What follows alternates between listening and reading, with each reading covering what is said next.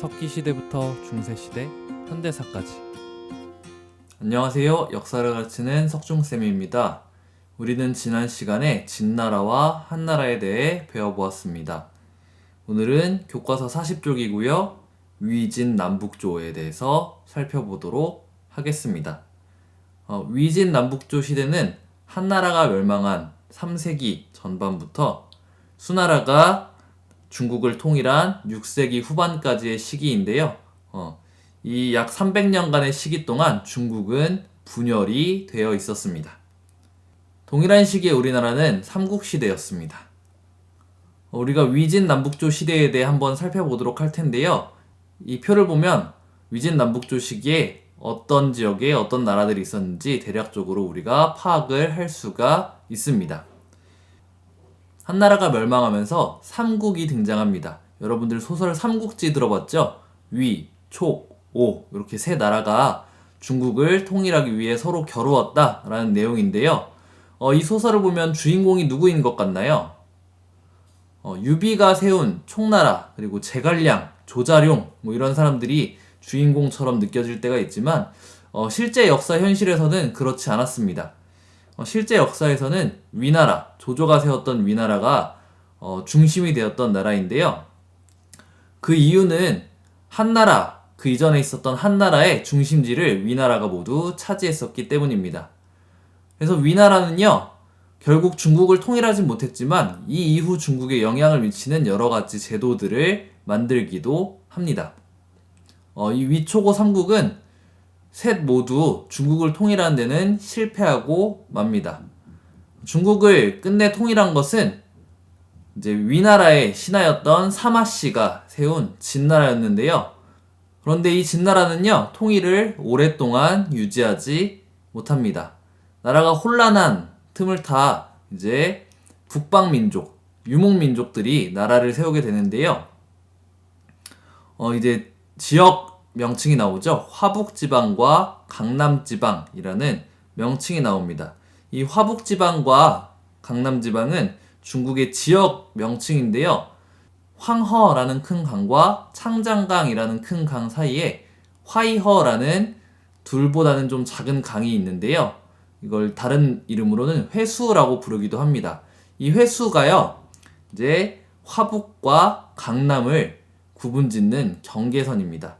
회수를 경계로 하는 이 화북과 강남은 기후가 서로 다르고요, 문화가 서로 다릅니다. 현재까지도 그렇게 다르다고 합니다. 아무튼 진나라가 혼란한 틈을 타서 화북지방에 유목민족들이 이제 나라를 세우게 됩니다. 그게 이제 5호 16국과 북조 같은 나라들인데요. 이 5호 16국 북조는 어떤 하나의 나라가 아니라 여러 개의 나라들을 이제 통틀어서 우리가 5호 16국 혹은 북조라고 부르고 있습니다. 이 북방민족들은 원래 만리장성 북쪽에 살았던 사람들인데요. 한나라가 멸망하고 삼국이 서로 싸우면서 혼란한 틈을 타 중국으로 들어오게 됩니다. 만리장성 남쪽에 자리를 잡고 살아가고 있었는데 이제 진나라, 중국을 통일한 진나라가 혼란한 모습을 보고 그 틈을 타서 아예 나라를 세워버리게 됩니다. 크게 5개의 민족이 중국에 나라를 세웠다라고 하는데요. 그래서 5호라고 하고요. 그 세운 나라들이 세어보니까 16개 정도 되었다. 그래서 16국. 사실 16개보다 더 많았다고 해요. 그래서 5호 16국 시대. 그리고 이 화북 지역을 통일한 북위라는 나라가 있는데 그 북위가 세워진 이후를 북조시대라고 부르고 있습니다. 특별히 북위의 효문제가 화북지방의 황제들 중에 유명한데요. 북방민족의 문화와 한족의 문화를 융합시키는데 앞장섰던 황제가 효문제입니다. 이것을 이제 호한체제라고 하는데 이 호한체제는 호, 북방민족, 오랑캐라는 의미인데요. 그들의 문화와 한, 중국의 문화가 섞여서 함께 있던 그런 체제를 의미합니다. 효문제뿐만 아니라 다른 북방민족 여러 황제들도 두 문화를 융합시키고자 열심히 노력을 했었습니다. 질문이 있네요. 효문제를 비롯한 북조의 황제들이 한족의 문화를 왜 받아들이려고 했을까요? 한번 생각해보면 좋겠습니다. 그리고 북위의 효문제는 균전제라는 제도를 실시하게 되는데요. 이 균전제가 나중에 수나라, 당나라 때까지 영향을 미치고 이 균전제의 기본적인 이념이 우리나라에도 영향을 후일에 미치게 됩니다. 이렇게 화북지역을 북방민족들이 차지하게 되니까 화북지역에 있던 중국인들이 강남지역으로 이동을 하게 됩니다.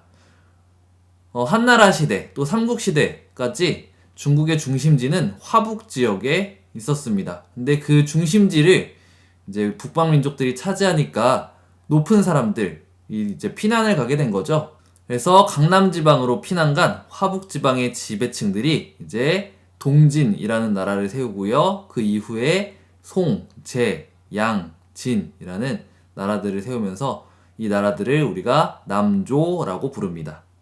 이 강남지방에 세워졌던 이 나라들을 주도했던 사람들은 화북지역에서 내려온 귀족들입니다. 화북지역에서 내려온 귀족들은 강남지역에 살던 사람들을 좀 차별했다고 해요. 그 과정에서 이제 문벌 귀족 사회가 형성이 되는데요. 위나라 때 시작된 국품중정제라는 관리 선발 제도를 통해 이 화북지방 출신의 귀족들이 그 이후까지도 계속해서 고위 관직을 독점하고 귀족으로서 권세를 누렸다고 합니다. 중국의 중심지가 화북지방에 있었다 그랬죠. 그래서 강남지방은 개발이 덜 되어 있던 상태였는데요.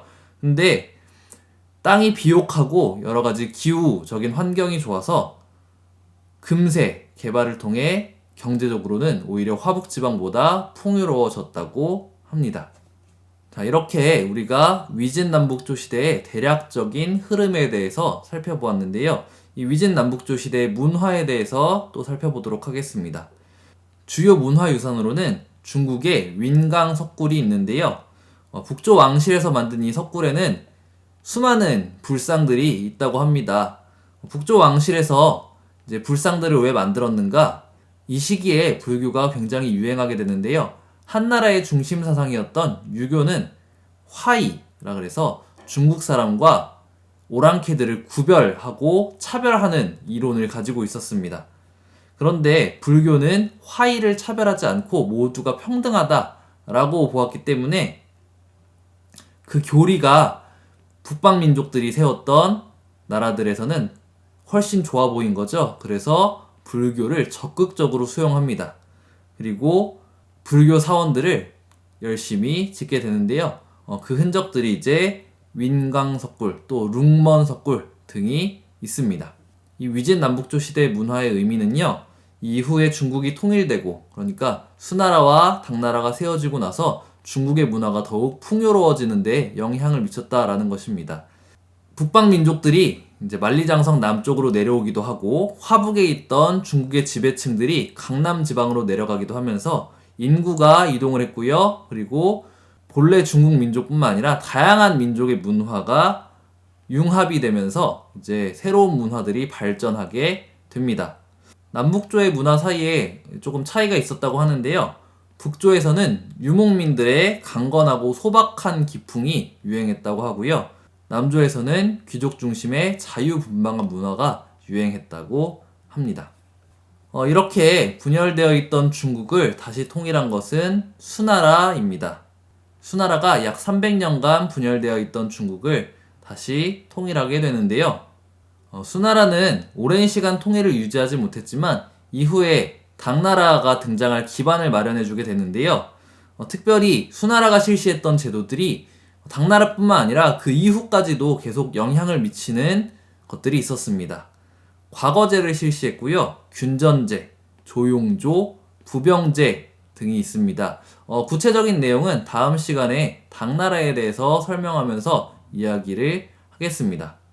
이 수나라는 무리하게 운하를 건설하고 계속된 실패에도 고구려를 정복하기 위해 여러 차례 원정을 떠나다가 재정난과 피로감이 누적돼서 반란이 일어나고 결국 금방 멸망을 하게 됩니다. 이후에 세워진 나라가 당나라인데요. 이 당나라에 대해서는 다음 시간에 배워보도록 하겠습니다. 오늘은 여기까지 하겠습니다.